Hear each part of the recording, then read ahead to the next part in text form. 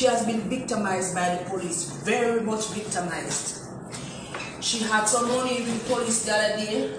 She got locked up. She got a court date.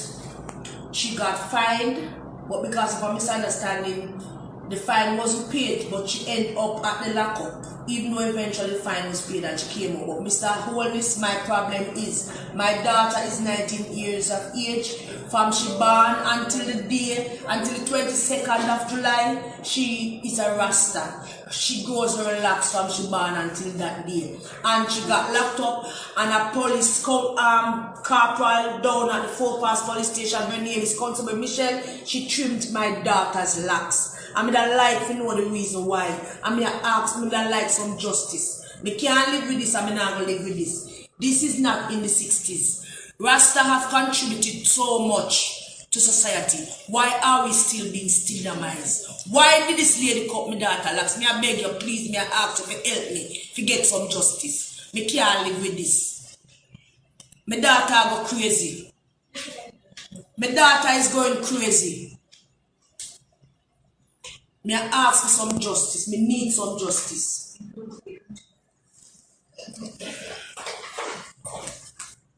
Okay, Mr. Prime Minister, these police officers, they are acting as if they have so much rights and nobody else have rights. Only the police have rights.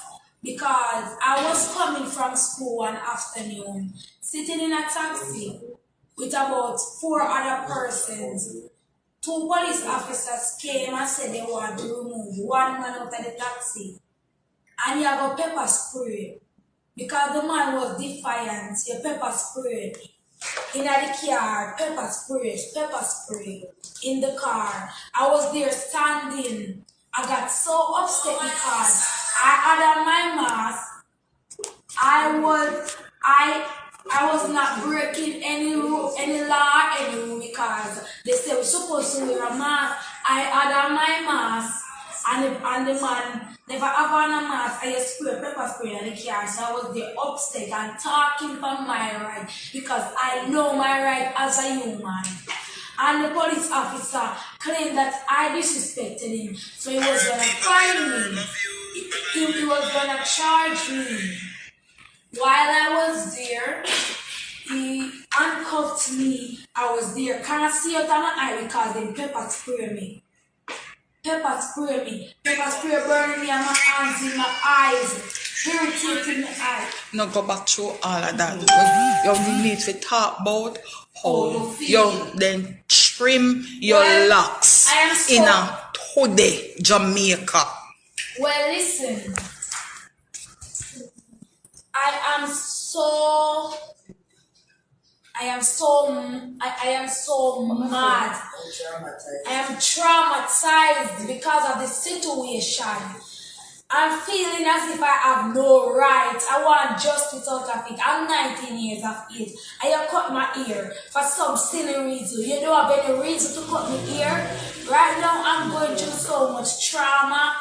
I don't understand this. I do not understand why this lady have to cut my ear. Is my ear a problem?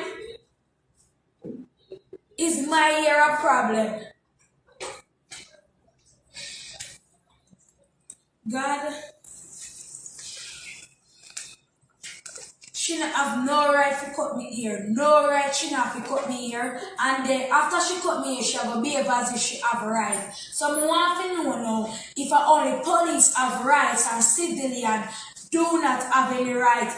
Or me as a Rastafarian do not have any right at all. Because I see person, I see inmates in there, have a land grader reach them down here, and I don't see them go and cut her ear. But me will come in and a sister locks and an extension me put on, and locks me having, and you cut me ear. I want to know the reason. Because when me asked her, I said, why she cut me ear, she said, do not ask me anything, and she kissed her teeth. Bring me to the cell and lock me up. So I need answers.